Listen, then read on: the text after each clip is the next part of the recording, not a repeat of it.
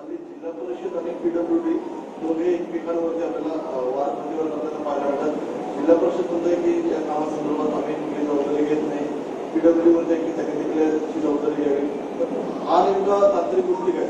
मी मगाशीच आपल्याला सांगण्याचा प्रयत्न केला की मी आत्ताच राजेसाहेबांशी पण बोललोय आणि सचिवांशी पण बोललोय की शासनाने या संदर्भात पैसे दिलेत का, तरतूद केली आहे का, ते केली आहे. त्यामुळे त्याची प्रोसिजर जी आहे ती प्रोसिजर निवडणुकीच्या अगोदरच, आचारसंहितेच्या अगोदरच पूर्ण केली होती.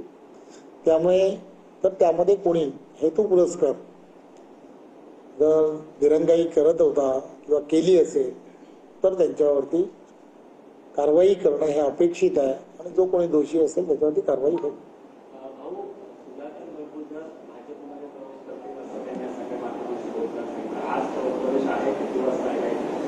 ते या संदर्भात अजूनही माझ्यापर्यंत काही माहिती नाही. तर मंगळवार जो असतो हा मंगळवार हा प्रवेशासाठीच ठेवलेला असतो. त्यामुळे त्या संदर्भात आजचे जे टायमिंग्स आहेत ते दुपारच्या नंतर, कॅबिनेटच्या नंतरचे टायमिंग्स आहेत. त्यामुळे दुपारच्या नंतरही काहीतरी आपल्याला बातमी अपेक्षित असेल, त्यामुळे दुपारच्या नंतर पाहू.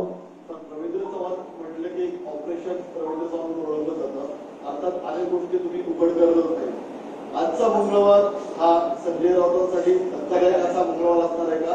आणि संजय राऊतांच्या जवळचे सहकारी जे माजी मंत्री घोलप होते, सुधाकर बडगुजर होते, आज हजारो कार्यकर्त्यांसह तुमच्या उपस्थितीत प्रवेश करणार. मलाही जसं मी म्हटलं की या सगळ्या गोष्टी ज्या आहेत ना त्या गुलदस्त्यात असतात.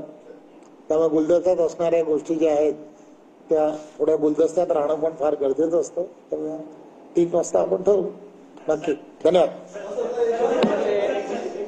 गुलदस्त्यामध्ये राहताना तुम्ही कार्याध्यक्ष आहात, बावनकुळे प्रदेशाध्यक्ष आहेत, त्यांनी नागपूरमध्ये अशी प्रतिक्रिया दिली की जो सुधाकर बडगुजर यांचा पक्षप्रवेश होतोय या संदर्भात मला काही कल्पना नाहीये.